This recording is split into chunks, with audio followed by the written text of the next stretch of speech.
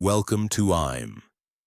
Tonight we dive into a chilling tale of deception and deduction in the grand tradition of Agatha Christie, featuring the inimitable Hercule Poirot. Settle in, dear listeners, for a locked-room mystery set in a lavish 1920s London hotel. This is a long one, so grab a cuppa, dim the lights, and let's unravel the enigma of the corpse in the Bronze Atrium. Oh, and do tell me in the comments where you're listening from. Chapter 1. Introduction and Setup. The rain fell in relentless sheets, drumming against the towering windows of the Hotel Elysium, a beacon of Art Deco splendor in the heart of 1920s London. Its bronze atrium, the hotel's crowning glory, shimmered under the glow of cascading chandeliers, their light dancing across polished marble floors and intricate mosaics. The air was thick with the scent of polished brass and fresh orchids, arranged in towering vases that flanked the grand staircase. Tonight, the atrium was closed to the public, reserved for an exclusive gala hosted by the Ashbourne family, textile magnates whose wealth was matched only by their penchant for secrecy. Hercule Poirot, the diminutive Belgian detective with a mustache as immaculate as his reputation, stood near a bronze statue of Apollo, his sharp gray eyes surveying the scene. His black patent shoes gleamed, his bow tie was perfectly knotted, and his green eyes twinkled with curiosity. Sir Reginald Ashbourne, the family patriarch, had personally invited Poirot to the gala, citing admiration for his deductive prowess. But Poirot, ever attuned to the undercurrents of human behavior, suspected the invitation was no mere courtesy. The Ashbournes, he sensed, were a family teetering on the edge of scandal. The atrium buzzed with the clink of champagne flutes and the murmur of polite conversation, though the tension beneath the surface was palpable. The guest list was small but illustrious, each figure a potential player in the drama Poirot anticipated. Sir Reginald, a stern man of 60 with silver hair and a commanding presence, stood at the center of the room, his deep voice recounting tales of the family's rise to fortune. His wife, Lady Beatrice, a vision of icy elegance in a sapphire gown, moved with calculated grace, her smile never reaching her eyes. Their son, Edward, a handsome but reckless playboy in his late 20s, flirted shamelessly with the waitstaff, his laughter loud and careless. Clara, the Ashbourne's daughter, a quiet scholar of 22, hovered on the fringes, her green silk dress catching the light as she clutched a leather-bound book. Beyond the family, the guest list included Dr. Malcolm Vance, the Ashbourne's physician, whose nervous fidgeting and wire-rimmed glasses suggested a man ill at ease in such opulence. Vivian Lang, a glamorous actress with raven hair and a penchant for dramatic gestures, clung to Edward's arm, her scarlet lipstick a stark contrast to her pale complexion. Colonel Rupert Hayes, a retired military man and Sir Reginald's old friend, filled the room with his booming voice, his ruddy face flushed from champagne. The final key figure was Mr. Grayson, the hotel's trusted porter, who stood guard at the atrium's only entrance, a heavy oak door locked for the event with the sole key in his possession. Poirot sipped his mineral water, preferring clarity to the champagne that flowed freely. He noted the dynamics at play. Edward's careless charm masked a simmering resentment evident in the sharp glance he shot his father during a toast. Lady Beatrice's poised demeanor faltered when Vivian whispered something to her, prompting a fleeting scowl. Clara, meanwhile, seemed to shrink from the crowd, her eyes darting toward Dr. Vance with a mix of longing and fear. Colonel Hayes, regaling a group with war stories, paused to exchange a curt nod with Sir Reginald, a gesture that suggested old wounds. Even Mr. Grayson, ever discreet, betrayed a flicker of unease when Edward stumbled near the door. The gala was a celebration of the Ashbourne legacy, marking the 50th anniversary of their textile empire. Sir Reginald had spared no expense. A string quartet played Vivaldi, Waiters circulated with silver trays of canapés, and a massive ice sculpture of a loom gleamed at the room's center. Yet Poirot's little gray cells hummed with suspicion. The Ashbournes were not a family at ease. Whispers of financial strain had reached Poirot's ears. Edward's gambling debts, Clara's rumored entanglement with an unsuitable suitor, and Lady Beatrice's strained marriage were the talk of London's elite. Colonel Hayes, too, had a history with Sir Reginald, a failed business venture that left bad blood. Even Vivian, the outsider, seemed to wield influence, her presence a thorn in the family's side. As the evening progressed, Poirot moved through the crowd. His polite inquiries met with guarded responses. Sir Reginald spoke of his pride in the family name, but avoided mention of his children's futures. Lady Beatrice deflected questions about her husband's health, though Poirot noted her trembling hands when she mentioned Dr. Vance. Edward, half-drunk, laughed off inquiries about his debts, while Clara murmured vaguely about her studies in literature. Dr. Vance stammered through a discussion of Sir Reginald's heart condition, and Vivian, with a theatrical sigh, claimed she was merely a guest, uninterested in family politics. Colonel Hayes, however, was blunt, hinting at disagreements with Sir Reginald over past investments. The atrium itself was a marvel of design, its high ceilings adorned with frescoes of mythological scenes. The bronze statue of Apollo towering over the room held a lyre, its strings glinting in the chandelier light. The windows, set 20 feet above the floor, were bolted shut, their stained glass depicting scenes of industry and wealth. The locked door, reinforced with iron, ensured privacy, and Mr. Grayson's vigilance guaranteed no unauthorized entry. Poirot, however, knew that even the most secure settings could harbor treachery. He examined the room's details, the polished floor free of scuffs, the pedestal displaying 2 jeweled daggers, part of the hotel's decor, and the faint scent of Vivian's cigarette smoke lingering near the ice sculpture. At 11:30, Sir Reginald called for a toast, his voice cutting through the music. The guests gathered in a loose circle, glasses raised. "To the Ashbourne legacy," he declared, "and to the strength that binds us." Poirot, standing near the statue, observed each face. Lady Beatrice's tight smile, Edward's forced grin, Clara's downcast eyes, Dr. Vance's nervous swallow, Vivian's dramatic flourish, and Colonel Hayes's stiff nod. The moment was electric, the air heavy with unspoken truths. Then, as the clock struck midnight, a piercing scream shattered the revelry. Clara, standing near the ice sculpture, pointed to the center of the atrium, her face pale. The guests turned, their gasps echoing in the vast space. Sir Reginald lay crumpled at the base of the Apollo statue, a pool of blood spreading across the marble. A jeweled dagger, glinting malevolently, protruded from his chest. Poirot was at the body in an instant, his gloved hands careful not to disturb the scene. The wound was deep, the blood still warm. The dagger, one of the pair from the pedestal, was driven upward, suggesting a strike from below. The second dagger remained on display untouched. Mr. Grayson, shaken, confirmed the door had not been opened.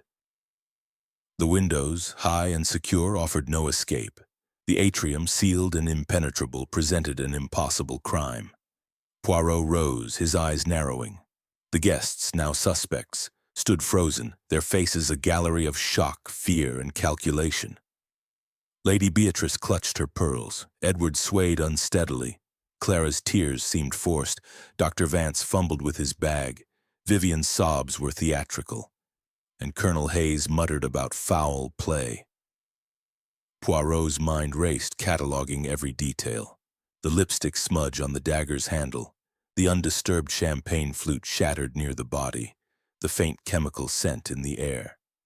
This was no ordinary murder. It was a puzzle designed to defy logic. Chapter 2. The Crime Discovered. The echo of Clara Ashbourne's scream still hung in the air of the Hotel Elysium's bronze atrium. a cavernous space of Art Deco splendor now tainted by death. The chandeliers cast their golden glow on the marble floor where Sir Reginald Ashbourne lay sprawled beside the towering bronze statue of Apollo.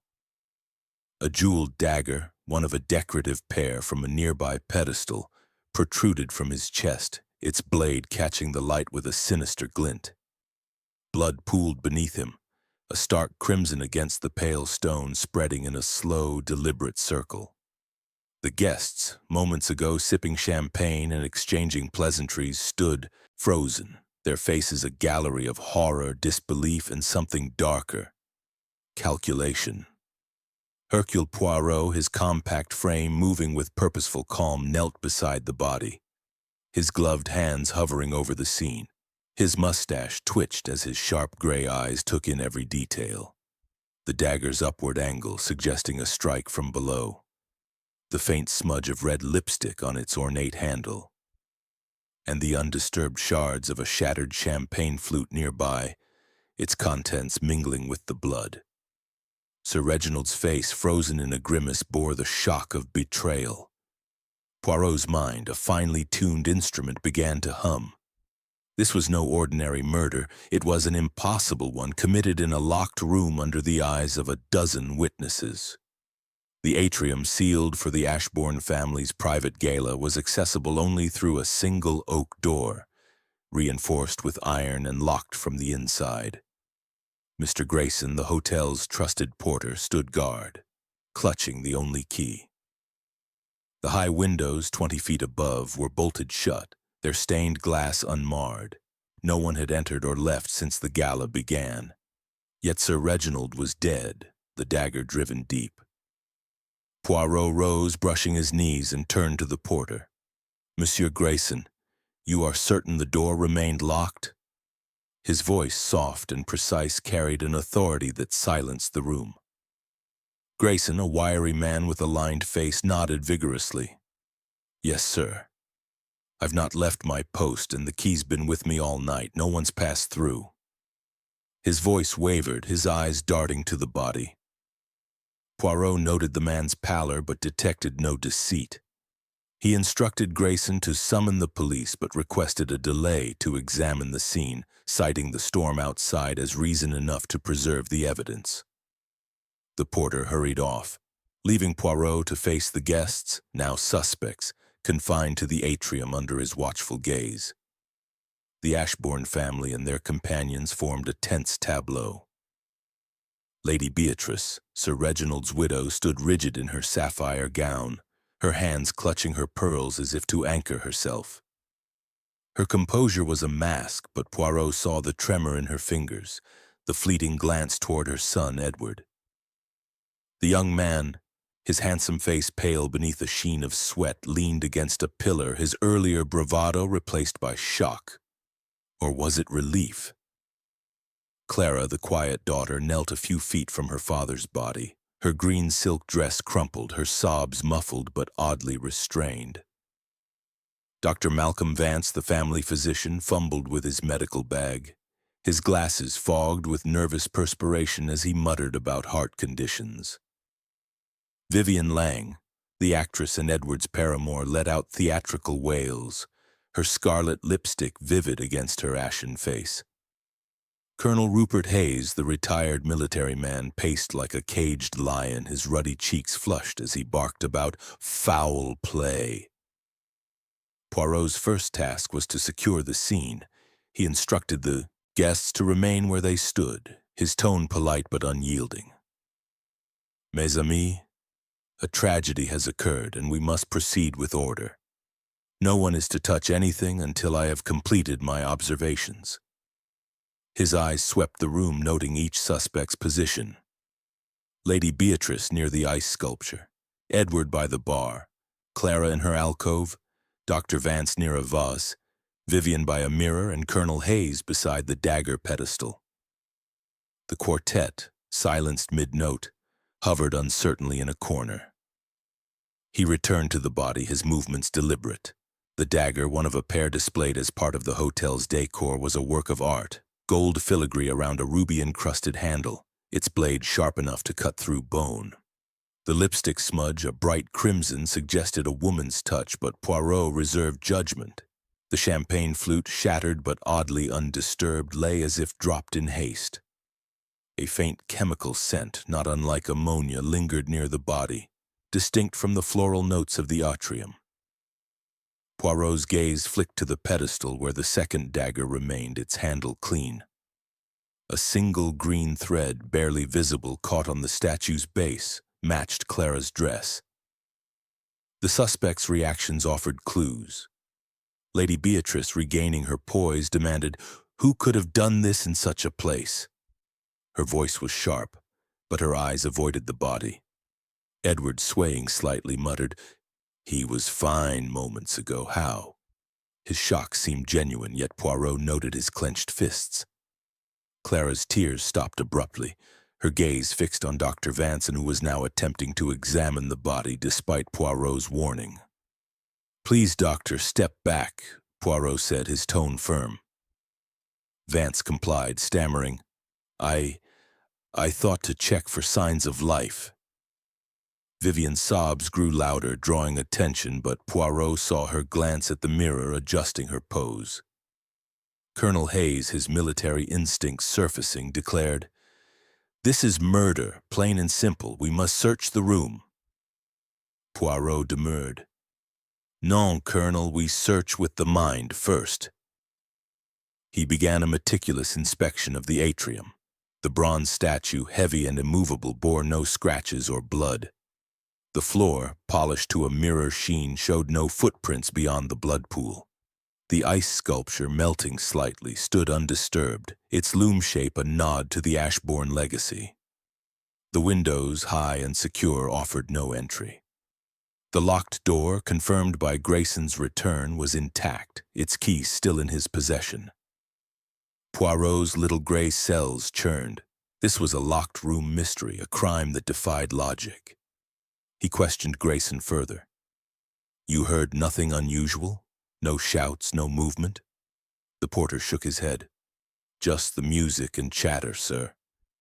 "Then Miss Clara's scream?" Poirot nodded, filing away the timeline. The toast at 11:30, the scream at midnight, the body discovered moments later.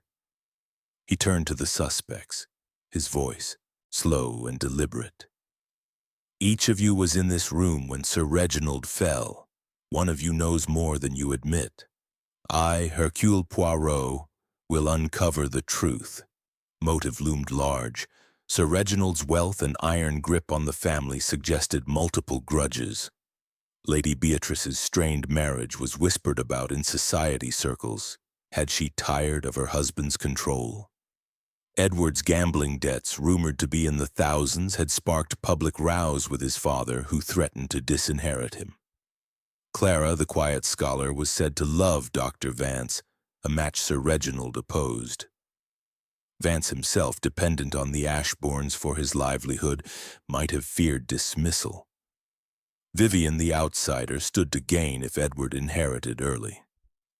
Colonel Hayes, with his failed business venture, harbored old resentments. Even Grayson, though unlikely, could not be dismissed. His access to the key was absolute. Poirot noted additional details: a scuff mark on the marble near the bar, possibly from Edward's unsteady gait; a faint burn mark on the floor, not from a cigarette but perhaps a chemical spill; and a dropped pearl earring near the ice sculpture, its owner unclear. The chemical scent puzzled him. Had it been planted to mislead? The lipstick smudge, too, felt deliberate, its shade not quite matching Vivian's bold scarlet. As the storm raged outside, Poirot addressed the group. "We are in a locked room, mes amis, yet a murder has been committed. The answer lies not in the impossible, but in the unseen. I ask you to remain here under my observation until the police arrive." His gaze lingered on each suspect, their faces betraying fear, guilt, or defiance. The atrium, once a stage for celebration, was now a cage for a killer. Chapter 3. Investigation begins. The bronze atrium of the Hotel Elysium, its opulent sheen now marred by tragedy, stood silent save for the distant rumble of thunder. The body of Sir Reginald Ashbourne lay beneath the Apollo statue, the jeweled dagger in his chest a grim centerpiece. Hercule Poirot, his compact frame exuding calm authority, had taken command of the scene, his gray eyes darting from the bloodied marble to the faces of the suspects. The police, delayed by the storm, had yet to arrive, granting Poirot precious time to probe the impossible. A murder in a locked room witnessed by none yet committed under the noses of all. The suspects, Lady Beatrice, Edward, Clara, Dr. Malcolm Vance, Vivian Lang, and Colonel Rupert Hayes, stood in a tense semicircle, their expressions ranging from shock to guarded unease. Mr. Grayson, the porter, hovered near the locked oak door, his key clutched tightly as if it anchored him to sanity. Poirot's voice, soft yet commanding, broke the silence. "Mes amis, a crime has been committed in this sealed atrium, and the truth lies within your memories and your movements. I, Hercule Poirot, will uncover it. Let us begin."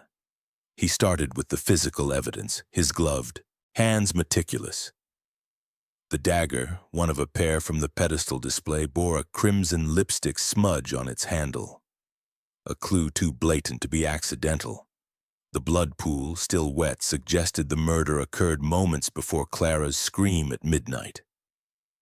The shattered champagne flute, its shards undisturbed, hinted at a sudden drop, perhaps in the chaos of the crime. A faint chemical scent, sharp and unnatural, lingered near the body, distinct from the atrium's floral aroma. A green silk thread caught on the statue's base matched Clara's dress, and a pearl earring lay near the ice sculpture, its owner unclear. A faint burn mark on the marble, not from a cigarette, puzzled Poirot, as did a scuff mark near the bar. Poirot turned to the suspects, deciding to interview each privately in a corner of the atrium, where a velvet curtain offered partial seclusion. He began with Lady Beatrice, whose sapphire gown seemed to absorb the chandelier's light. "Madame, where were you during the toast?" he asked, his tone polite but probing. She straightened, her voice cool. "I was adjusting my shawl near the ice sculpture. I saw nothing untoward." Poirot noted her hands, no longer trembling but clasped tightly, and the absence of her shawl now draped over a chair. "And your husband? Did you speak with him before the toast?" She hesitated, then said, "Briefly." He was preoccupied with his speech. Her eyes flickered toward Edward, betraying a mother's concern. Next was Edward, his boyish charm dulled by pallor and whiskey. "Monsieur Edward, you were at the bar, oui?" Poirot asked. Edward nodded, his voice unsteady. "Yes, chatting with a waiter." Father was fine, then Clara screamed. Poirot pressed, "You argued with him earlier, did you not? About debts?" Edward's jaw tightened. "A family spat, nothing more. I didn't see anything." His cufflinks, one missing, caught Poirot's eye, and the scuff mark near the bar suggested his unsteady gait. Clara, her green silk dress creased, spoke softly, her eyes avoiding the body. "I was in my alcove reading," she said, holding up a worn copy of Middlemarch. "I didn't notice Father until the scream." Poirot tilted his head. "And the green thread on the statue, mademoiselle?" "It matches your dress." Clara flushed, stammering, I brushed against a chair in the chaos. Her gaze darted to Dr. Vance, a fleeting look of desperation. Dr. Vance, sweating behind his glasses, was next. "I was fetching water," he said, gesturing to a pitcher. "Sir Reginald's heart condition worried me." Poirot's eyes narrowed. "You were near the body when I arrived, Doctor. Why?" Vance faltered. "I thought to help, but it was too late." His medical bag, clutched tightly, seemed to hide something, and Poirot noted his proximity to Clara's alcove. Vivian Lang, her actress's poise intact, dabbed her eyes dramatically. "I was reapplying my lipstick by the mirror," she said, producing a gold compact. "I saw nothing." Poirot examined the compact. Her scarlet shade differed subtly from the dagger's smudge. "You were near the dagger display earlier, Mademoiselle Lang?" he asked. She shrugged. "I admired it like everyone else." Her theatricality, Poirot sensed, masked calculation. Colonel Hayes, his military bearing rigid, was last. "I was by the statue admiring its craftsmanship," he said gruffly. "Didn't see a blasted thing." Poirot probed. "You and Sir Reginald had disagreements, no? Over business?" Hayes scowled. "Old history, nothing to do with this." His pacing, however, suggested unease, and his proximity to the dagger pedestal was notable. Poirot returned to the crime scene, his mind cataloging discrepancies. The atrium's layout offered no hiding places: the open floor, the high windows, the locked door. He examined the pedestal, finding the second dagger untouched, its handle free of smudges. The burn mark near the body bore traces of a chemical residue, not tobacco. The pearl earring, delicate and costly, suggested Lady Beatrice or Vivian, but neither admitted ownership. The chemical scent, Poirot hypothesized, might be a deliberate misdirection, like the lipstick smudge. He questioned Grayson again, confirming the door's integrity. "No one approached, sir," the porter insisted. "I heard the toast, then the scream." Poirot nodded, reconstructing the timeline. Sir Reginald's toast at 11:30, the scream at midnight, the body discovered seconds later. The suspect's alibis, vague and unconfirmed, crumbled under scrutiny. Lady Beatrice's shawl was not on her shoulders. Edward's bar companions were distracted. Clara's alcove was too close to the statue. Vance's water excuse was flimsy. Vivian's mirror was near the daggers, and Hayes's admiration of the statue placed him at the scene. Motives emerged like shadows. Lady Beatrice, trapped in a loveless marriage, stood to gain freedom and wealth. Edward's debts, rumored to exceed $10,000, made disinheritance a threat. Clara's rumored romance with Vance, forbidden by her father, suggested desperation. Vance, financially dependent on the Ashbournes, risked ruin if dismissed. Vivian, tied to Edward, might benefit from a shift in family power. Colonel Hayes' failed venture with Sir Reginald, costing him a fortune, bred resentment.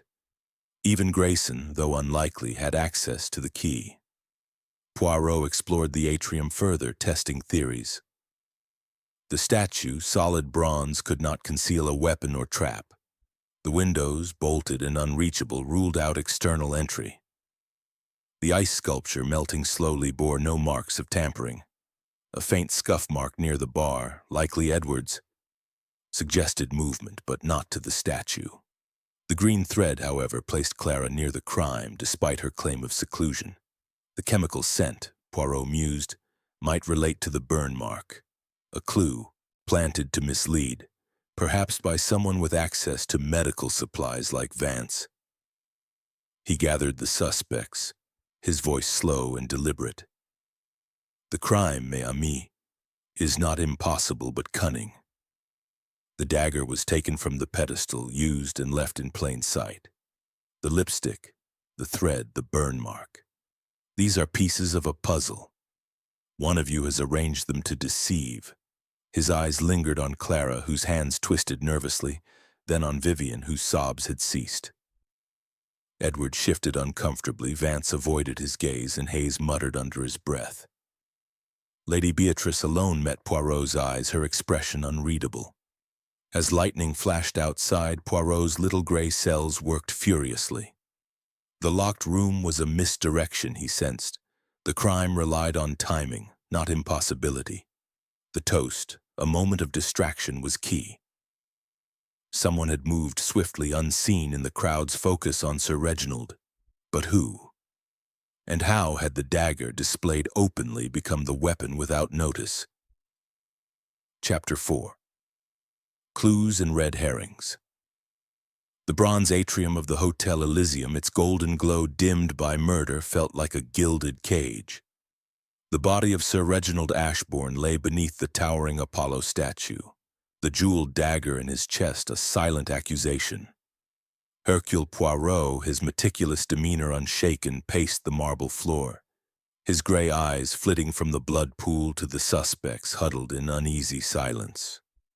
The police, delayed by the relentless storm, left Poirot in command, and he relished the challenge of this impossible crime. The locked door, guarded by Mr. Grayson, and the bolted windows high above ruled out external intruders. The answer, Poirot knew, lay within the atrium and within the hearts of its occupants. The suspects, Lady Beatrice, Edward Clara, Dr. Malcolm Vance, Vivian Lang, and Colonel Rupert Hayes, watched Poirot with a mix of dread and defiance. Grayson, the porter, stood by the oak door, his key a symbol of the atrium's impenetrability. Poirot's investigation had already uncovered troubling details. A crimson lipstick smudge on the dagger's handle, a green silk thread matching Clara's dress, a shattered champagne flute, a chemical-scented burn mark, a pearl earring near the ice sculpture, and a scuff mark by the bar. Each clue pointed to a suspect, yet none formed a clear picture. Now Poirot sought to deepen his understanding, sifting truth from deception. He began with a closer examination of the atrium, his gloved hands tracing the contours of the crime scene. The bronze statue, solid and unyielding, showed no signs of tampering, no hidden compartments or mechanisms. The pedestal where the second dagger remained was pristine, its remaining blade free of marks. Poirot knelt by the burn mark, a small, irregular patch on the marble near the body. It wasn't tobacco as he'd first thought, but a chemical residue, its sharp ammonia-like scent matching the faint odor he'd noted earlier. He scraped a sample into a handkerchief, suspecting a deliberate plant. The pearl earring, delicate and costly, lay near the melting ice sculpture, its owner still unclaimed. Lady Beatrice and Vivian both wore pearls, but neither admitted to losing one. Poirot's attention turned to a new discovery. A tiny bronze shaving, barely visible, caught in a crack near the statue's base. It suggested tampering, perhaps with the statue or the dagger itself. He pocketed it, noting Colonel Hayes's interest in metalwork, mentioned during the gala. Could Hayes have shaved the bronze to create a distraction? Or was it another misdirection? Poirot also found a smudged footprint near the statue, faint but distinct, in the same green silk as Clara's dress. Her claim of catching her dress on a chair seemed less plausible now. He moved to the suspect's possessions, requesting to inspect their belongings. Lady Beatrice, her composure icy, handed over her handbag, containing only a lace handkerchief and a vial of lavender perfume. Edward, grumbling, offered his wallet and a flask, but Poirot noticed his missing cufflink, matching one found near the bar. Clara, hesitant, surrendered her book and a small notebook, its pages filled with poetry and a cryptic note. He must not know. Dr. Vance, visibly nervous, opened his medical bag, revealing syringes, morphine vials, and a bottle of ammonia, explaining the chemical scent, perhaps. Vivian produced her gold compact, her scarlet lipstick a shade too bright for the dagger's smudge. Colonel Hayes offered a cigar case and a pocket knife, its blade too blunt for bronze shavings. Poirot's interviews resumed, his questions sharper now. He confronted Lady Beatrice about the pearl earring. "Madame, is this yours?" She touched her ears, confirming both earrings intact, but her hesitation suggested unease. "Perhaps it's Miss Lang's," she said coolly. Vivian, overhearing, laughed. "Mine are still on, darling. Check your own." Poirot filed away the deflection, suspecting the earring was planted to shift blame. Edward's missing cufflink drew scrutiny. "Monsieur, a cufflink matching yours was near the bar, close to the body," Poirot said. Edward flushed. "I lost it days ago. Someone must have picked it up." His alibi, chatting at the bar, weakened when a waiter admitted to serving others during the toast. Poirot pressed, "Your debts, monsieur. Did your father threaten to cut you off?" Edward's eyes darkened. "He always threatened. Didn't mean I'd kill him. Clara's green thread was next. Mademoiselle, this thread places you near the statue, not your alcove, Poirot said gently. She paled, clutching her book. I moved when I heard the scream. I didn't see anything. Her notebook's cryptic note intrigued Poirot. Who must not know what, mademoiselle? Clara stammered. It's just poetry. About love. Her glance at Dr. Vance betrayed more than words. Dr. Vance's ammonia bottle raised questions. Doctor, this scent matches the burn mark. Did you spill it? Vance shook his head. I use it for cleaning instruments. It's always sealed. Poirot noted the bottle's loose cap, suggesting otherwise. Vance's proximity to Clara's alcove and his nervous demeanor hinted at a deeper connection. Vivian's earlier presence near the dagger display was troubling. A waiter confirmed seeing her touch the pedestal before the toast. Mademoiselle, you admired the daggers, oui? Poirot asked. She shrugged, her smile coy. They're pretty, aren't they? I didn't take one. Her lipstick, though different, kept her in Poirot's sights. Could she have used another shade to mislead?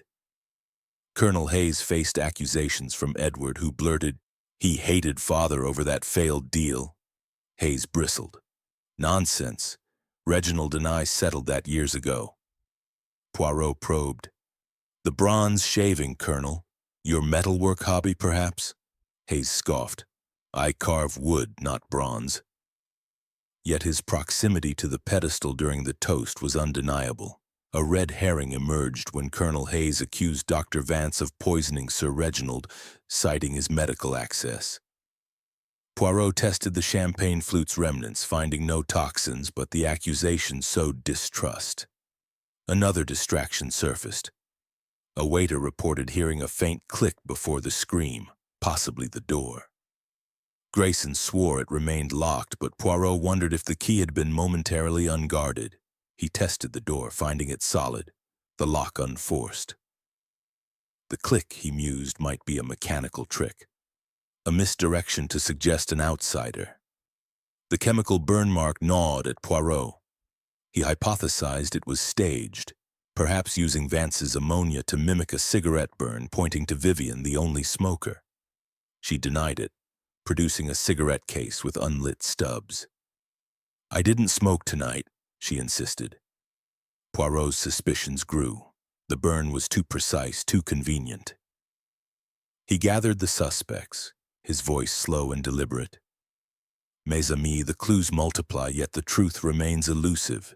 The lipstick, the thread, the earring, the bronze shaving, the burn mark.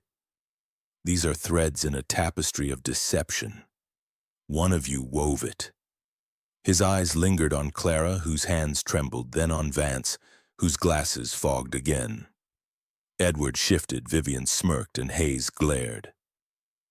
Lady Beatrice alone stood still, her gaze fixed on the statue. Poirot's little gray cells churned.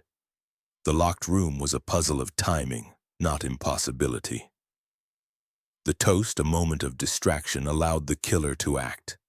The lipstick smudge, he suspected, was deliberate, meant to implicate Vivian. The green thread placed Clara near the crime, contradicting her alibi. The bronze shaving suggested tampering, perhaps to stage the scene. The burn mark tied to Vance's ammonia was a clever plant. The earring and cufflink, Poirot mused, were likely distractions, dropped to confuse. He tested a theory. Could the dagger have been thrown? The angle and force made it improbable, and the open atrium offered no cover. The chemical scent, however, hinted at preparation. Someone had planned this murder meticulously. Poirot's gaze returned to the pedestal. The second dagger, untouched, suggested the killer took only what was needed, leaving no trace of indecision. As the storm raged, Poirot addressed the group. The killer is among us, hiding behind these clues.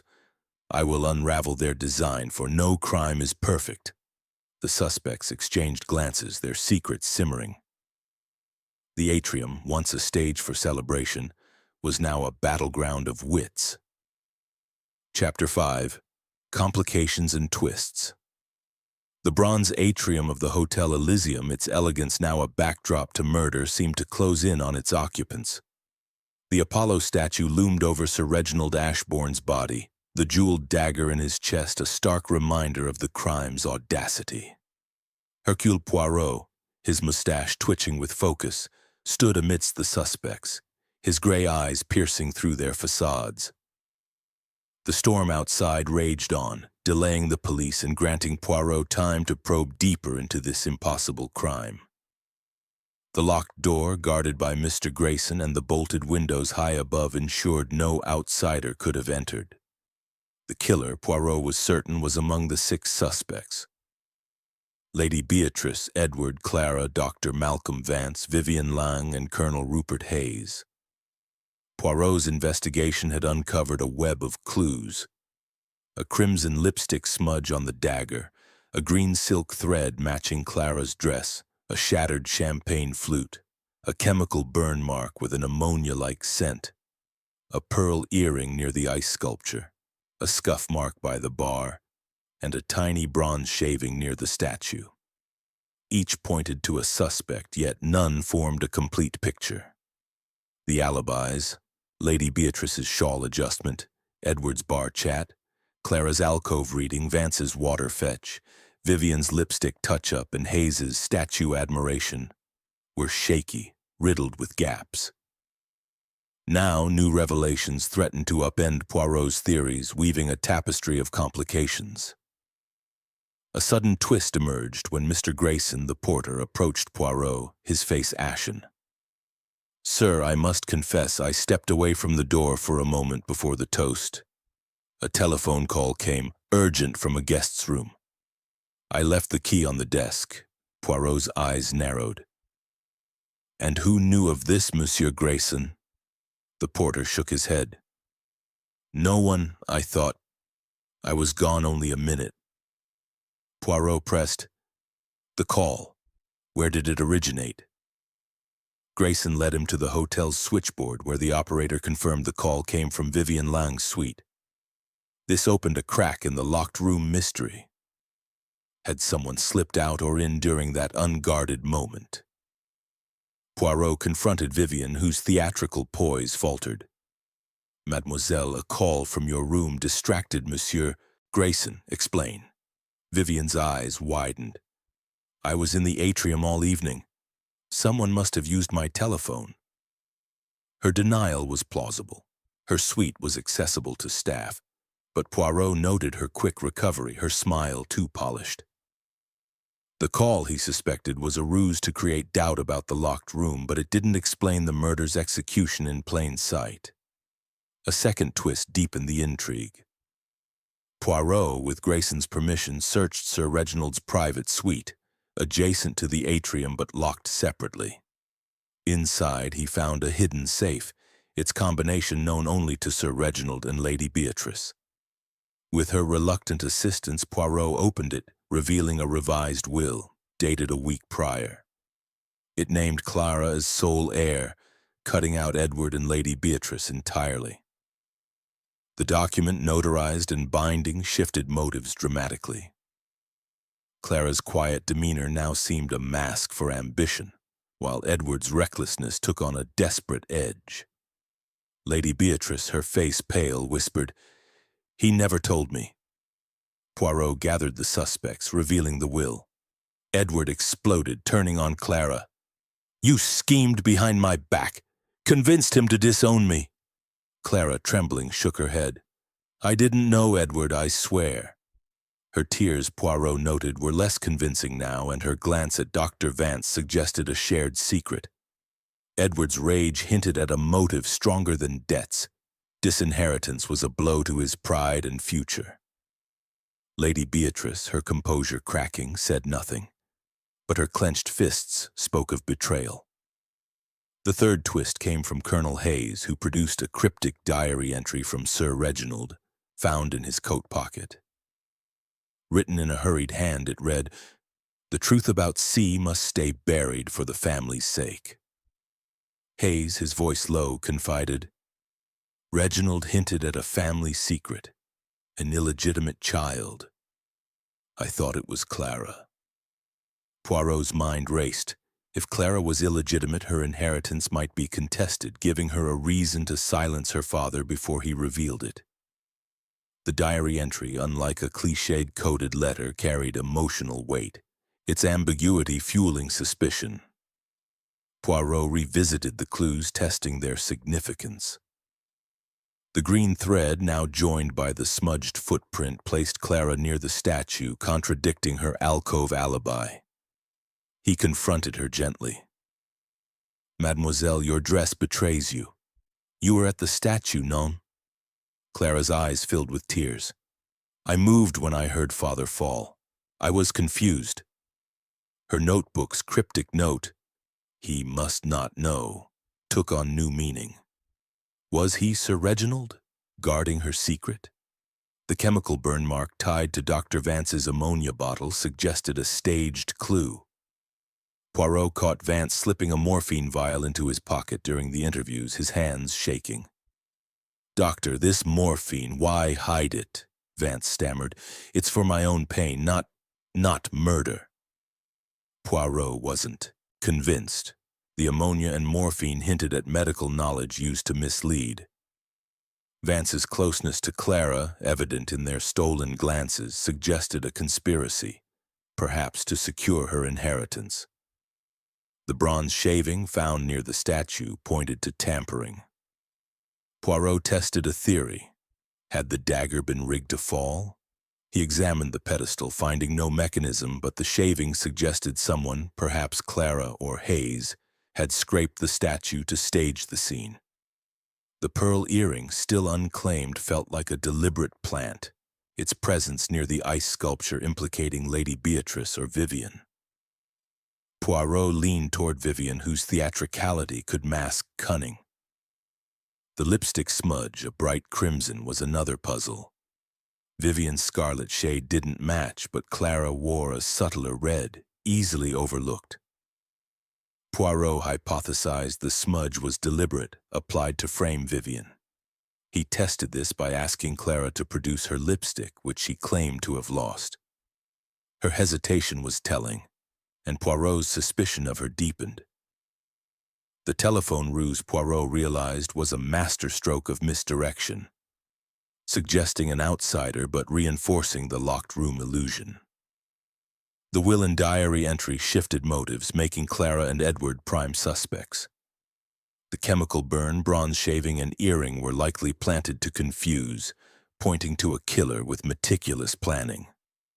Poirot's little gray cells hummed. The murder occurred during the toast's distraction, the dagger taken and used in seconds. The locked room was no barrier. The crime was a matter of timing and boldness.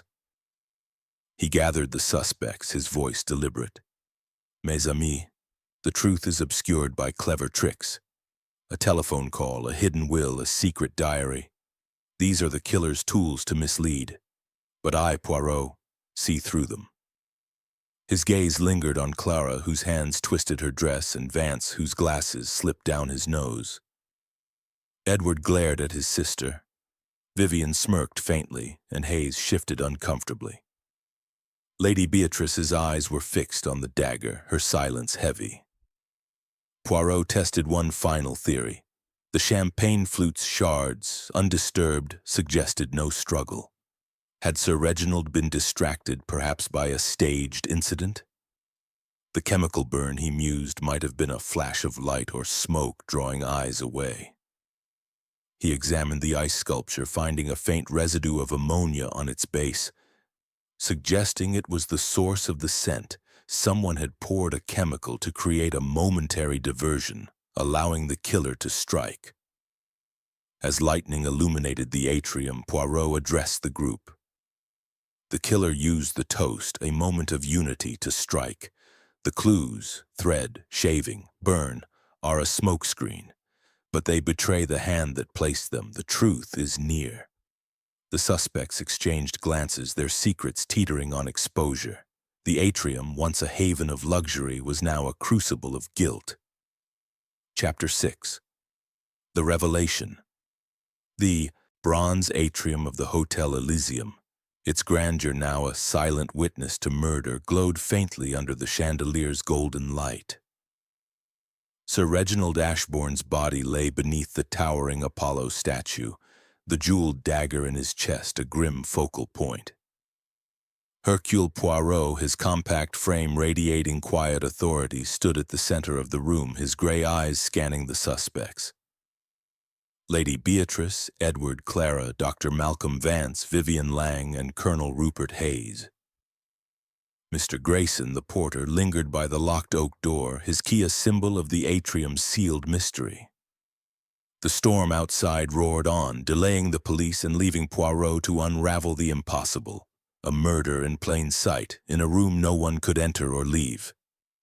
Poirot's investigation had woven a tapestry of clues, a crimson lipstick smudge on the dagger's handle, a green silk thread and smudged footprint matching Clara's dress, a shattered champagne flute, a chemical burn mark with an ammonia scent, a pearl earring near the ice sculpture, a scuff mark by the bar, and a tiny bronze shaving near the statue.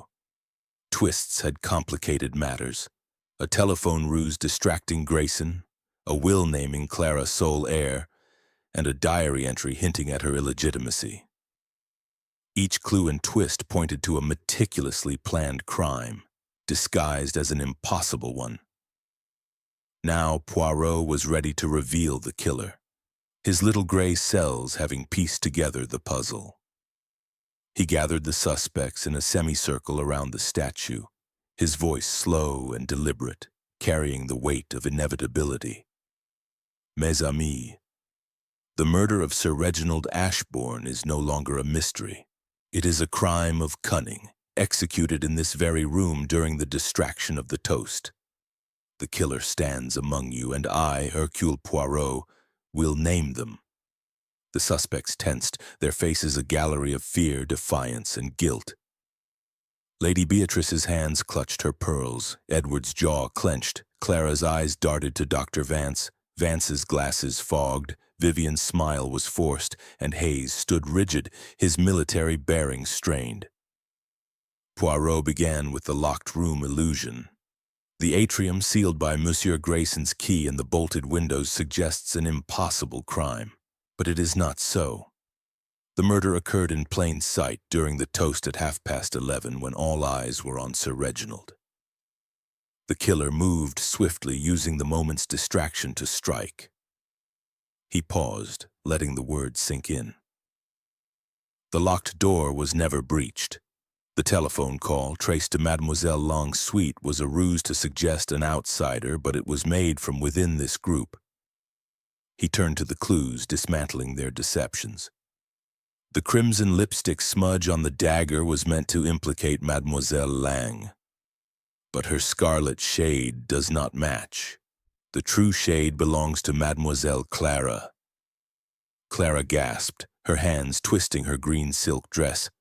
Poirot continued, "The green thread and smudged footprint place you near the statue, not in your alcove, as you claimed.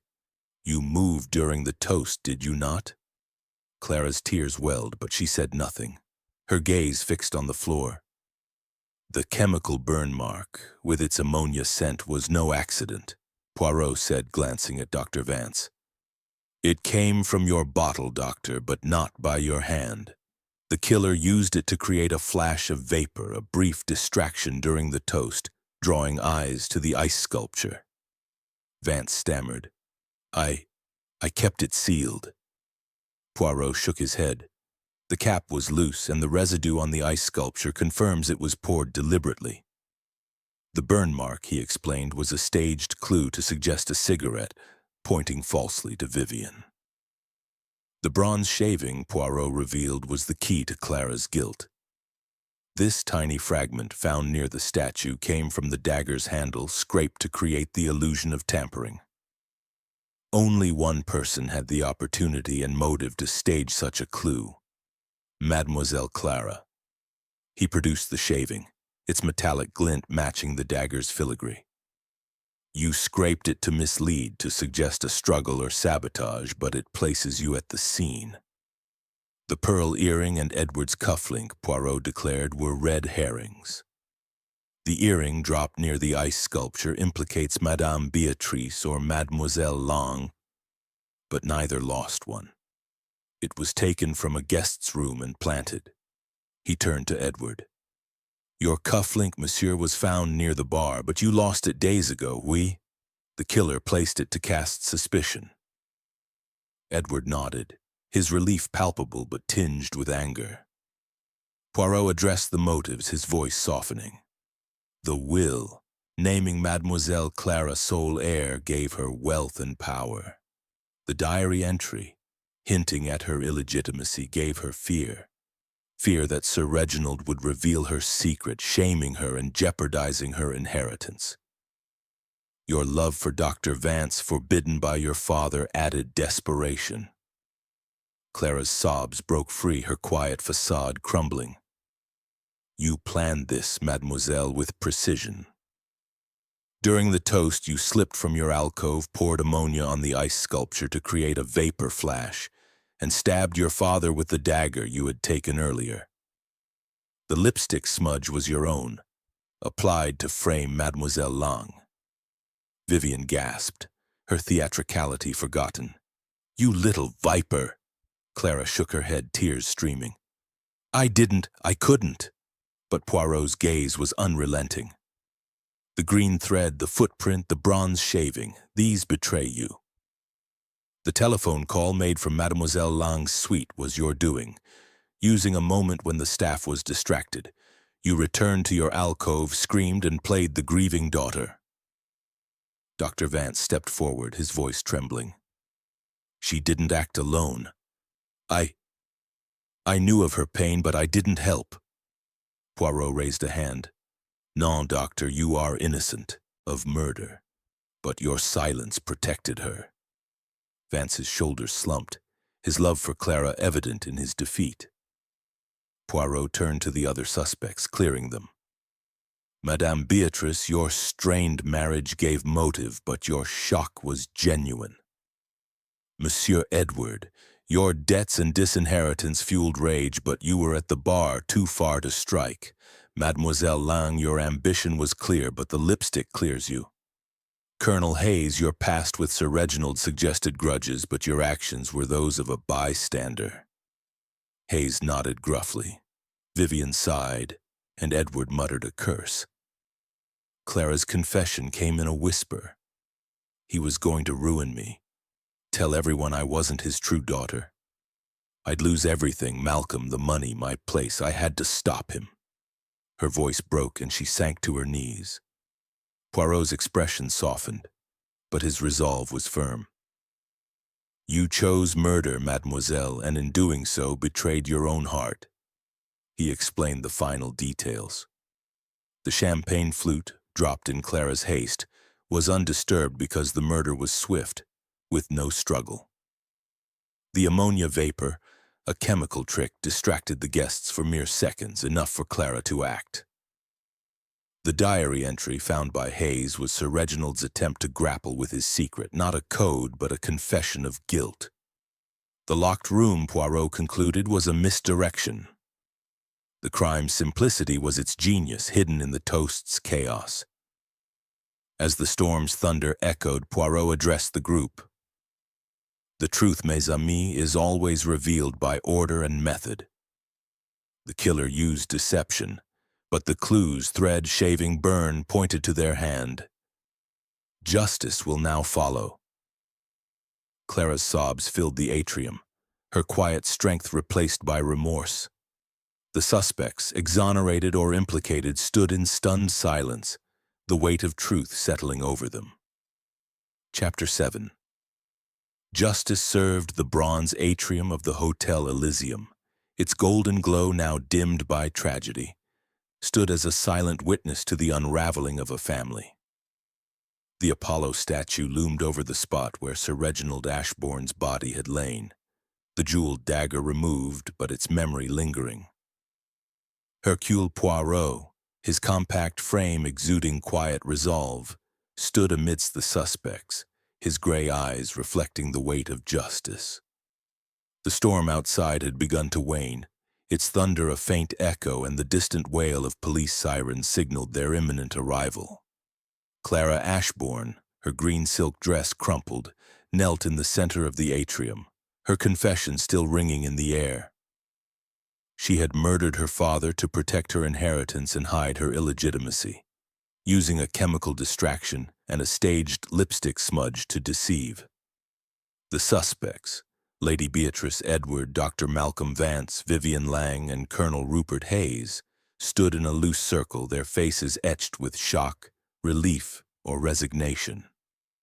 Mr. Grayson, the porter, hovered by the locked oak door, his key now irrelevant as the truth had unlocked the mystery. Poirot, his voice slow and deliberate, addressed the group one final time. "Mes amis, the crime is solved, and the killer has confessed. But justice, it is not merely the naming of the guilty, it is the restoration of order. Let us conclude this tragic affair." The police, led by Inspector Harrow, a stern man with a weathered face, burst into the atrium, their boots echoing on the marble. Poirot briefed them succinctly, his precise account detailing Clara's actions.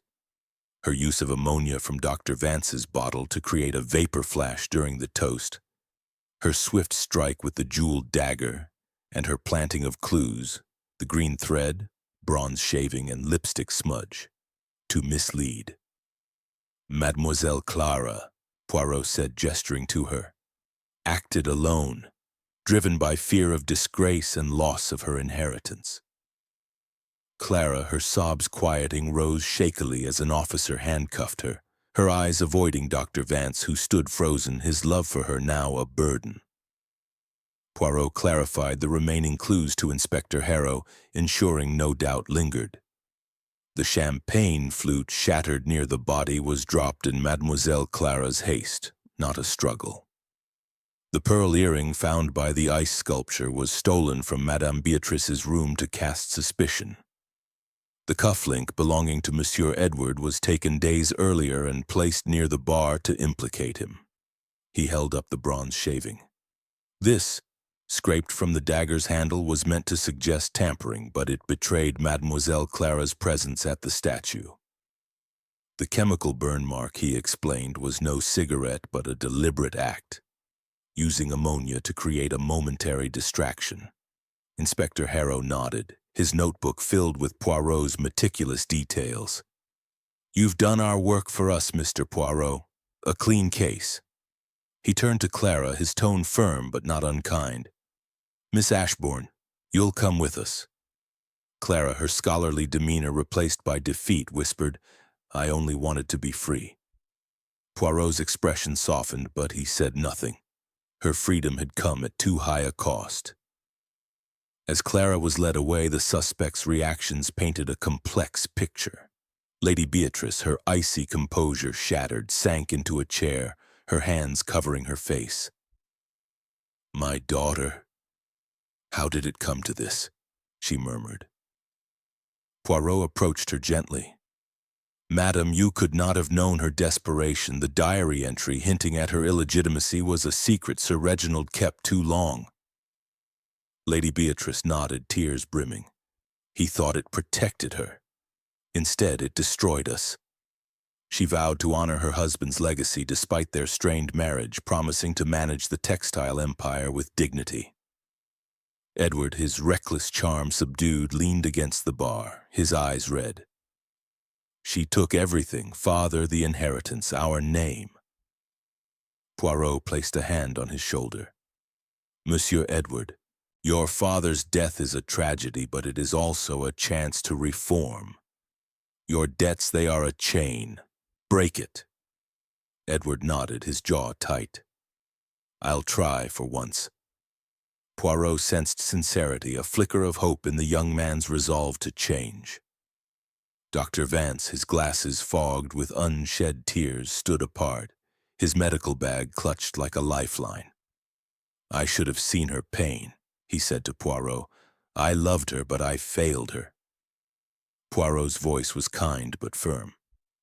"Dr. Love does not excuse murder, but your innocence clears you. Go and heal others as you could not heal her. Vance, broken but relieved, left the atrium. His career with the Ashbournes ended, but his conscience intact. Vivian Lang, her theatricality muted, adjusted her scarf with a sigh. Well, I'm in the clear, darling, but what a dreadful show. Poirot's eyes twinkled. Mademoiselle, your performance was suspected, but the lipstick proved your innocence. Perhaps choose less dramatic company next time. She laughed, a brittle sound, and slipped away, her ambitions tied to Edward now uncertain. Colonel Hayes, his military bearing restored, approached Poirot with a gruff nod. You're a sharp one, Poirot. Reginald would have admired that. Poirot inclined his head. Colonel, your loyalty to your friend was clear despite past disputes. Honor his memory by letting old grudges fade. Hayes agreed. His ruddy face softened, and he stepped back, ready to leave the tragedy behind. Mr. Grayson, his duty done, handed the key to Inspector Harrow. I failed to guard the door properly, he said, guilt heavy in his voice. Poirot reassured him. Monsieur, the telephone ruse was not your fault. The killer exploited a moment, but you served faithfully. Grayson nodded, his relief tempered by the night's horror. Poirot took a final walk through the atrium, his mind retracing the case. The locked room illusion, he mused, was Clara's masterstroke, relying on the toast's distraction rather than mechanical trickery. The ammonia vapor, a flash of light and scent, had drawn eyes to the ice sculpture for mere seconds, enough for her to strike. The green thread and footprint, accidental traces of her movement, betrayed her. The bronze shaving scraped from the dagger was meant to suggest a struggle, but confirmed her tampering. The lipstick smudge, her own shade applied to frame Vivian, was a calculated misdirection, as was the stolen earring and cufflink.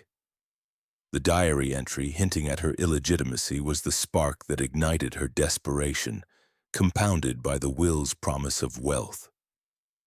He addressed the remaining guests one last time. Mes amis, this tragedy was born of secrets and greed. Sir Reginald's silence about his daughter's origins, his control over his family, sowed the seeds of betrayal. Mademoiselle Clara chose a path of destruction, but the truth, it always emerges. His voice, warm yet firm, carried the weight of his philosophy. Order and method prevail.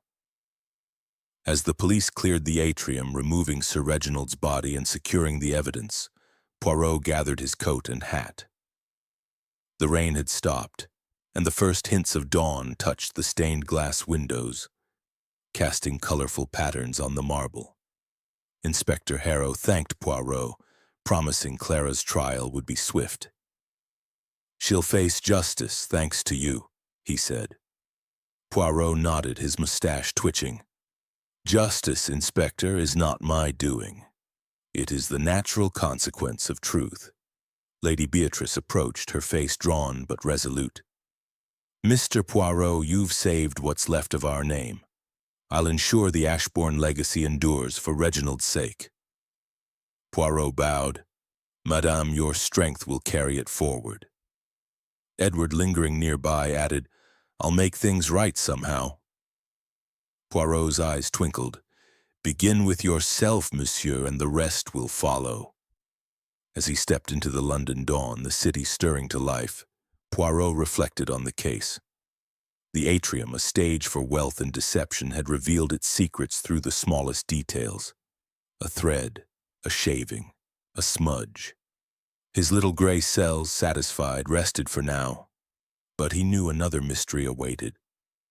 The world, after all, was full of puzzles, and Hercule Poirot was its master solver.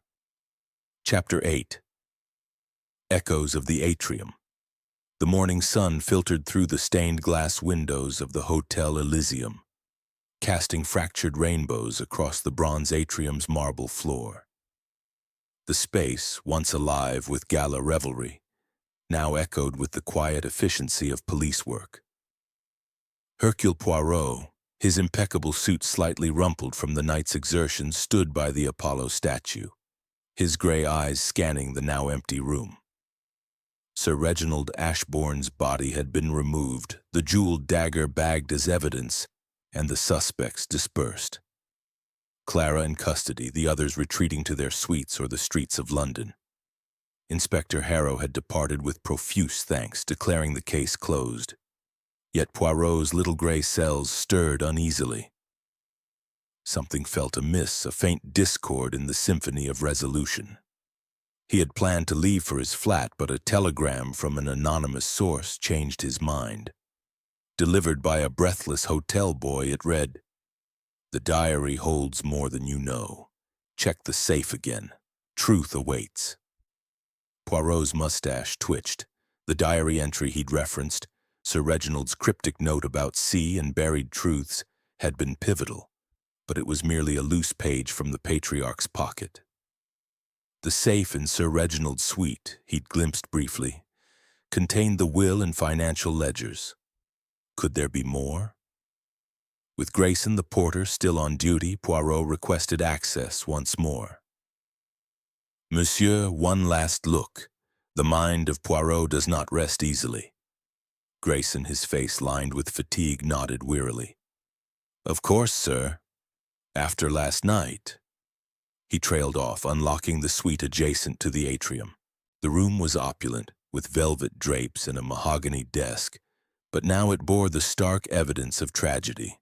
Sir Reginald's spectacles on the desk, a half-empty glass of brandy. Poirot approached the safe, its door ajar from the earlier search. Inside, beyond the will, lay a leather-bound diary, its pages yellowed and filled with Sir Reginald's meticulous script. Poirot flipped through it, his eyes narrowing at entries from months prior. One passage, dated 3 weeks ago, caught his attention. "Beatrice knows of Clara's origins, but Edward suspects. The business dealings with Hayes could ruin us all if exposed.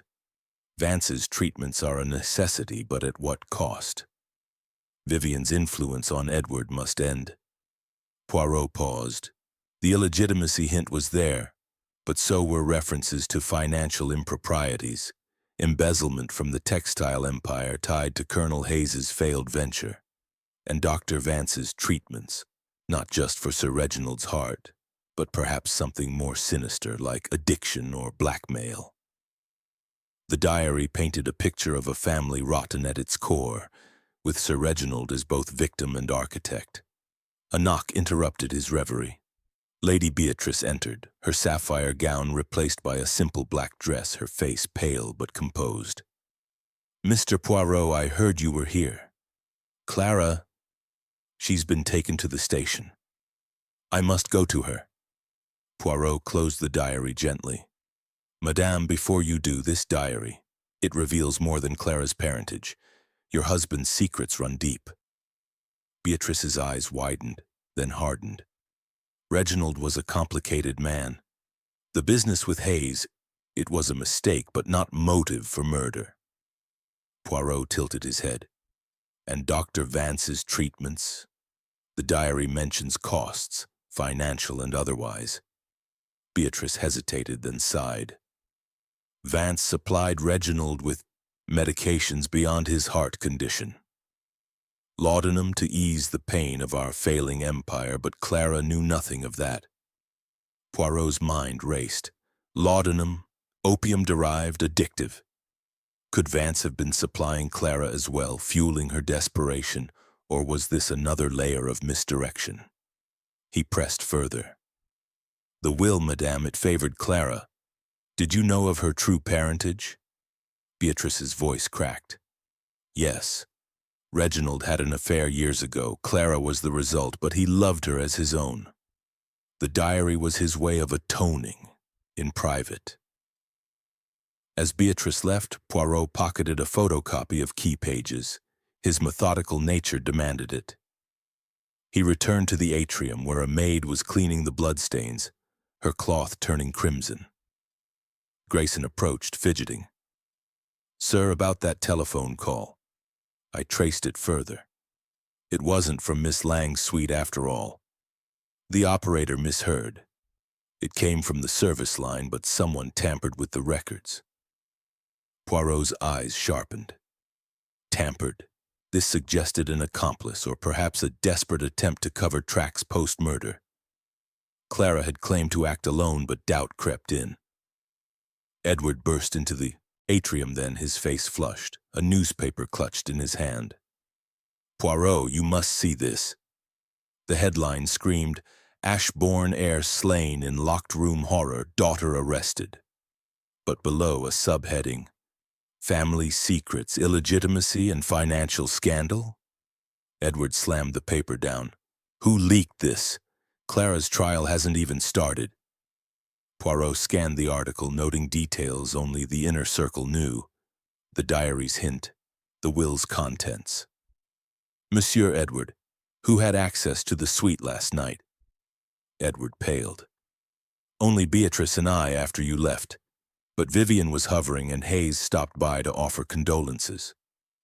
Poirot's suspicions turned to Vivian. Her theatrical nature could extend to manipulation, perhaps leaking to the press for sympathy or gain. Or Hayes, with his grudge, seeking revenge through exposure. He decided to confront them. First, Vivian summoned to the atrium. She arrived in a fur coat, her scarlet lips pursed. "Darling Poirot, what's this about? I'm packing to leave this dreadful place." Poirot's voice was polite but firm. "Mademoiselle, the press knows too much. Did you speak to a reporter?" Vivian laughed, a tinkling sound. "Me? Never. Though Edward did owe me favors."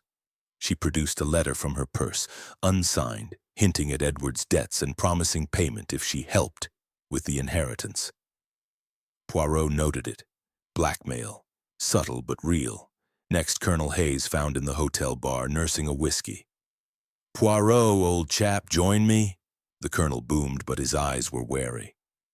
Poirot sat, producing the diary photocopy. "Colonel, Sir Reginald wrote of your dealings. Embezzlement none? A motive for murder, perhaps?" Hayes slammed his glass down. "Lies. It was a bad investment, but Reginald owed me. I came clean last night because I respected him even in death."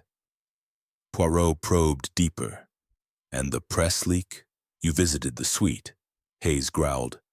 "To pay respects, not snoop. Ask Vance, he was there too, muttering about Clara." Dr. Vance arrived unbidden, his medical bag in hand, face haggard. "Mr. Poirot, I must speak. Clara. She confessed, but there's more. The laudanum, Sir Reginald was addicted, supplied by me under duress. He threatened to expose my own indiscretions if I stopped." Vance's voice trembled. "Clara knew, and she begged me for some to calm her nerves before the gala, but I refused." Poirot's mind whirred. If Clara had obtained laudanum elsewhere, it could explain her boldness, the murder under influence blurring her confession's reliability. Or Vance lied to protect himself. The complications mounted. Poirot returned to the suite, searching more thoroughly. Beneath the desk, he found a hidden compartment. Letters from an unknown sender detailing Sir Reginald's affair and Clara's birth, signed "A Friend." Blackmail material, perhaps from Hayes or an outsider. And a vial of laudanum, half empty, labeled in Vance's hand. This tied the doctor closer. Had he supplied Clara after all? Poirot summoned Inspector Harrow via telephone, urging a re-interview with Clara. "Inspector, the case may not be as closed as we thought. Accomplices, perhaps." As evening fell, the atrium filled with tension once more. Poirot gathered the remaining suspects, Beatrice, Edward, Vivian, Hayes, and Vance, for an impromptu assembly. "Mes amis, new echoes from the crime demand attention. The diary reveals financial scandals, addictions, and blackmail. The press leak suggests betrayal among you." Accusations flew. Edward blamed Vivian for the letters. Vivian accused Hayes of grudge-holding. Hayes pointed to Vance's supplies. Beatrice, silent until now, revealed, "I burned some letters last night to protect the family." Her admission hung heavy. Destruction of evidence? Poirot's revelation came swiftly. The true complication is not one killer, but a web. Clara acted, but Vance supplied the laudanum that fueled her rage. Hayes leaked to the press for revenge. Vivian blackmailed for gain.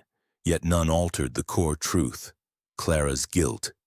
The group deflated, their secrets exposed, but the murder resolved. Inspector Harrow arrived, arresting Vance for accessory charges and warning the others. Poirot, satisfied, stepped into the night. The atrium's echoes would fade, but justice, layered and complex, prevailed. Chapter 9. Shadows of Truth. The first light of dawn crept through the stained glass windows of the Hotel Elysium, painting the Bronze Atrium in hues of amber and crimson.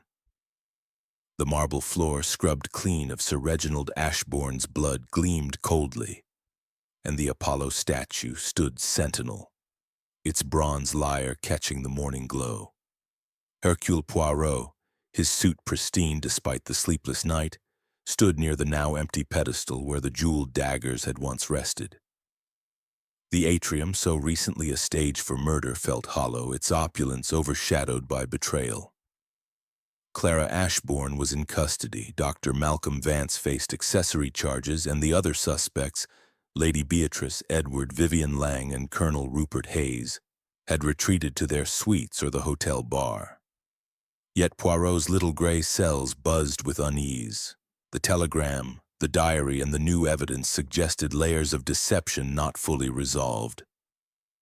Inspector Harrow, his weathered face etched with fatigue, had promised a thorough follow-up. But Poirot, ever methodical, could not leave until every thread was tied. The anonymous telegram: "The diary holds more than you know. Check the safe again.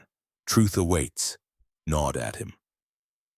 The diary's revelations about financial scandals, laudanum addiction, and Clara's illegitimacy had exposed the Ashbourne family's rot. But the mention of business dealings with Hayes and Vance's treatments hinted at deeper conspiracies. The press leak, too, pointed to a calculated betrayal.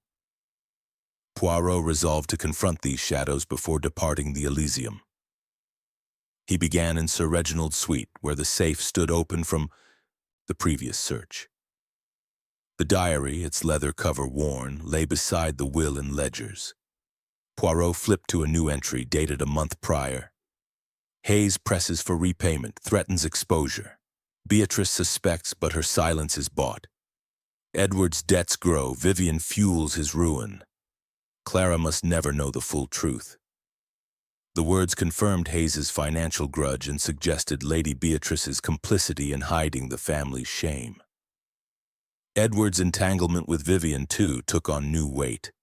Had she manipulated him beyond mere romance? Poirot pocketed another photocopy, his mind racing. A faint noise drew his attention, a rustle from the suite's wardrobe. He opened it, revealing a hidden compartment behind a false panel. Inside lay a bundle of letters tied with twine, each signed "A Friend." Unlike the blackmail notes found earlier, these were addressed to Sir Reginald, detailing not only Clara's illegitimacy but a scheme to siphon funds from the textile empire to cover Hayes' failed venture. The letters threatened to expose this to shareholders unless Reginald paid a hefty sum. Poirot's eyes narrowed. The sender's identity was unclear, but the precise handwriting suggested a professional, perhaps a lawyer or accountant within the Ashbourne circle. He summoned Grayson, the porter, who appeared, his face pale from the night's ordeal. "Monsieur Grayson, these letters, did Sir Reginald receive visitors or packages recently?" Grayson nodded. "A courier delivered envelopes weekly, sir, always unmarked. Sir Reginald burned some, but he seemed afraid." Poirot filed this away. The blackmailer, possibly an outsider, had leverage over Reginald, perhaps pushing Clara to act when the pressure became unbearable. Next, Poirot sought Lady Beatrice, finding her in the hotel's conservatory, surrounded by orchids. Her black dress accentuated her pallor, but her eyes were resolute. "Madame," The diary and letters reveal much, Poirot began. You knew of the embezzlement with Colonel Hayes, oui? Beatrice's lips tightened. Reginald confessed years ago. We paid Hayes to stay silent, but it drained us. I burned letters to protect Clara. She didn't need more burdens. Poirot pressed, and the laudanum? Did you know of its hold on him? Beatrice's voice cracked. I suspected. Vance provided it, claiming it was medicinal. I was too weak to stop it. Her admission confirmed her silence, but not her guilt in the murder. Edward was next, found pacing in the hotel bar, a glass of whiskey untouched. Monsieur Edward, Vivian's influence, did she push you toward ruin? Poirot asked, producing the blackmail letter Vivian had shown. Edward's face darkened. She dangled promises of money, said she had connections to clear my debts if I played along. But I didn't kill father. Poirot nodded. Your innocence in murder is clear, but your choices fed the chaos. Edward slumped, vowing to sever ties with Vivian and face his debts. Vivian Lang, summoned to the atrium, arrived with a defiant toss of her hair. Darling Poirot, you can't still suspect me, she purred. Poirot held up the blackmail letter. Mademoiselle, you sought to profit from Edward's ruin. Did you write these to Sir Reginald as well? Vivian's smile faltered. I only nudged Edward. Business, not murder. Those letters aren't mine. Her denial was plausible, but her manipulative nature made her a likely press leaker seeking publicity for her career. Colonel Hayes, found in the hotel's smoking room, was gruff but cooperative. Poirot, I told you Reginald and I settled our debts. Poirot produced the diary photocopy. Yet he wrote of your threats to expose him, and the letters suggest a scheme. Hayes bristled. I demanded what was mine, but I didn't blackmail him. Someone else used my name. His sincerity rang true, but Poirot noted his access to the suite during condolences, a possible moment to leak details to the press. Dr. Vance, the last to be questioned, was in his room packing to leave. His hands shook as he faced Poirot. Doctor, the laudanum vial in the suite. Yours, oui? Did you supply Clara as well? Vance's eyes filled with tears. I gave Reginald what he demanded under threat. Clara asked once, but I refused. She must have taken it from my bag. Poirot's gaze softened. Your weakness enabled her, Doctor, but you did not kill. Vance nodded, broken, his career in ruins. The final piece fell into place when Poirot revisited the atrium, inspecting the ice sculpture's base, where the ammonia residue lingered.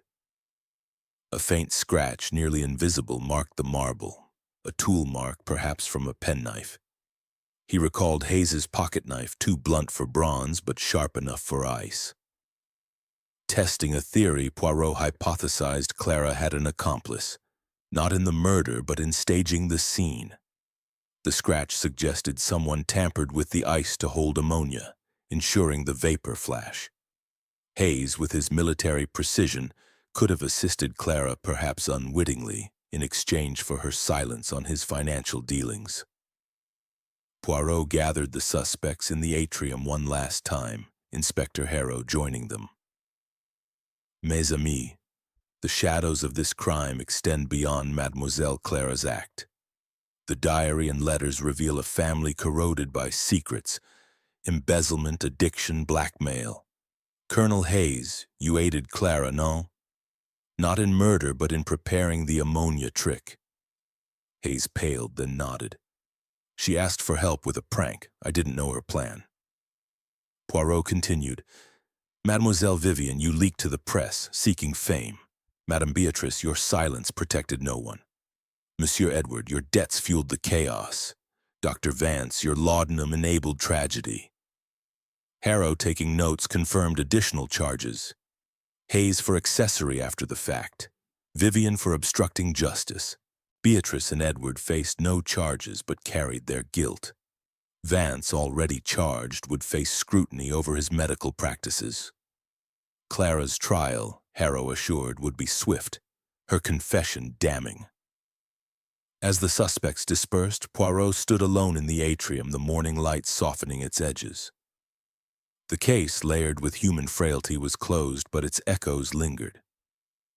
He reflected on Clara's desperation, driven by a father's secrets and a family's greed.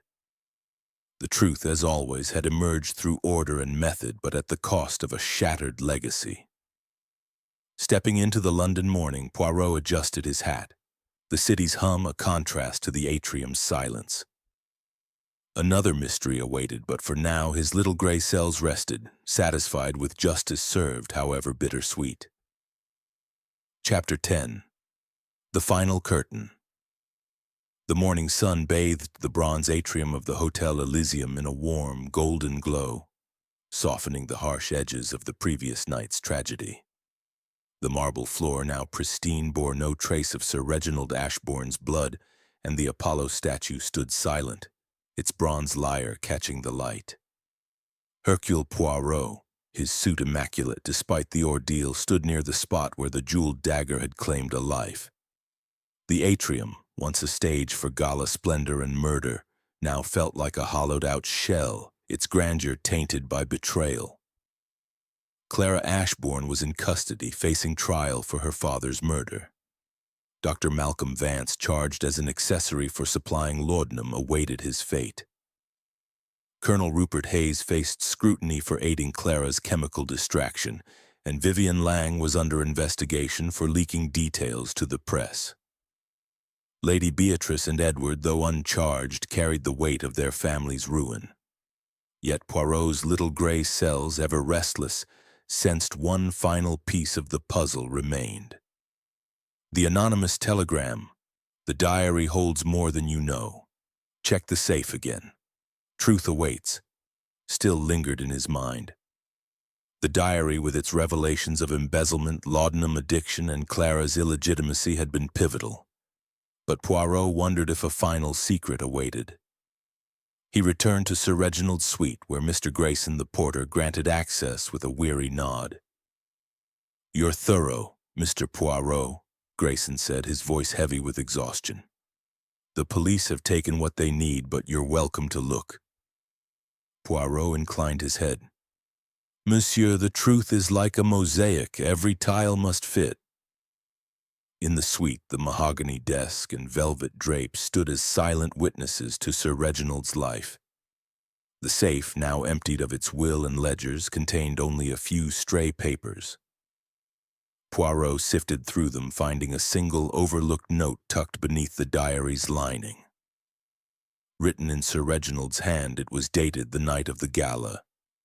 "If I fall, it is because I failed them all. Beatrice, Edward, Clara. The truth about C must die with me, but the ledger's secret will not. Forgive me." The note was cryptic, but the mention of a ledger's secret intrigued Poirot. The financial ledgers, briefly examined, had shown irregularities tied to Colonel Hayes' venture, but perhaps they held more. Poirot summoned Inspector Harrow, who arrived with a constable, his notebook ready. "Mr. Poirot, you've already solved the case. What more is there?" Poirot held up the note. "Inspector, this suggests a final secret in the ledgers, perhaps the key to the blackmail letters signed a friend. We must examine them." Harrow agreed, and they retrieved the ledgers from evidence, poring over pages of meticulous accounts. Buried in the numbers was a pattern, regular payments to an unnamed account labeled only AF, matching the initials of the blackmailer. The sums funneled through a shell company totaled thousands, enough to cripple the Ashbourne empire. "This," Poirot said, "is the motive behind the blackmail letters. Someone exploited Sir Reginald's embezzlement." The question was who? Poirot reconsidered the suspects, summoning them to the atrium for a final reckoning. Lady Beatrice, in mourning black, arrived first, her face drawn but resolute. Edward followed, his usual swagger replaced by a somber air. Vivian Lang, her fur coat draped dramatically, sauntered in, her eyes wary. Colonel Hayes, his military posture stiff, nodded curtly. Dr. Vance, released on bail pending charges, entered last, his medical bag clutched tightly. Grayson, though not a suspect, stood by the door, his presence a reminder of the atrium's sealed nature. Poirot began, his voice warm yet commanding. Mes amis, the murder of Sir Reginald Ashbourne is solved, but its roots run deeper. The diary's final note and the ledgers reveal a truth he died to protect. A blackmailer, a friend, bled the Ashbourne fortune, exploiting a financial scandal tied to Colonel Hayes. Hayes bristled, but Poirot raised a hand. Non, Colonel, you were not the blackmailer, but your failed venture provided the leverage. The payments, labeled AF, went to an outsider within this circle. He turned to the ledgers, showing entries to Harrow. These payments began a year ago, coinciding with letters threatening to expose Sir Reginald's embezzlement and Clara's illegitimacy. The blackmailer knew both secrets, suggesting intimate access. Poirot's gaze swept the group. Madame Beatrice, you burned letters to protect Clara, but did you know of these payments? Beatrice shook her head, her voice steady. Reginald handled the finances. I suspected losses, but not blackmail. Her sincerity rang true, her silence born of ignorance, not guilt. Edward, his voice hoarse, spoke next. Father never told me about payments, but Vivian hinted she had friends who could fix my debts. Poirot's eyes flicked to Vivian, who laughed sharply. Darling, I'm an actress, not a financier. I only pushed Edward to secure his inheritance. Poirot produced her blackmail letter to Edward. This suggests otherwise, mademoiselle. You knew of the family's strain and exploited it. Vivian's smile faltered, but she held firm. I didn't write those letters to Reginald. Colonel Hayes, his face flushed, interjected. If anyone's the outsider, it's Vance. He had access to Reginald's secrets through his treatments. Vance, trembling, shook his head. I supplied laudanum, yes, but only under threat. I didn't blackmail him. Poirot nodded. Your guilt lies in enabling Clara, Doctor, not in extortion. The final clue came from Grayson, who stepped forward, his voice hesitant. Sir, I didn't mention earlier, but a lawyer, Mr. Alastair Finch, visited Sir Reginald often. He handled the family's accounts and was here the week before the gala. Poirot's mustache twitched. Alastair Finch. AF. The initials matched. Monsieur Grayson, why this delay? Grayson flushed. I thought it unimportant. He was a trusted advisor. Poirot's mind raced. Finch, an outsider with intimate knowledge, could have penned the letters using his position to extort. Poirot telephoned Harrow's precinct requesting Finch's records. The response was swift. Alastair Finch, a disbarred lawyer, had a history of financial fraud and had vanished from London days ago. The payments to AF traced to an account in his name, confirming his role as the blackmailer. This, Poirot declared, is the ledger's secret. Finch exploited Sir Reginald's embezzlement and Clara's illegitimacy, pushing him to the edge. Clara's murder, though her own, was fueled by this pressure. The suspects absorbed the revelation. Beatrice whispered, Reginald suffered alone. Edward cursed Finch's name, his resolve to reform strengthened. Vivian, her ambitions thwarted, muttered about leaving London. Hayes, cleared of blackmail, vowed to rebuild his reputation.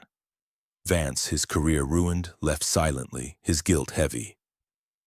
Harrow, satisfied, promised to pursue Finch, though his trail was cold. Poirot addressed the group one last time. Mes amis, the Ashbourne tragedy is a lesson in secrets. Sir Reginald's silence, Finch's greed, Clara's desperation, all led to this. The truth, though painful, restores order. Beatrice, tears in her eyes, thanked Poirot. You've given us a chance to heal. Edward nodded, his face set. No more debts, no more Vivians. As the suspects departed, Poirot lingered in the atrium, the morning light softening its edges. The jeweled dagger, the green thread, the ammonia flash. All were pieces of a puzzle now complete. The ledger's secret, the final tile, revealed a family undone by its own flaws. Poirot adjusted his hat, stepping into the bustling London day.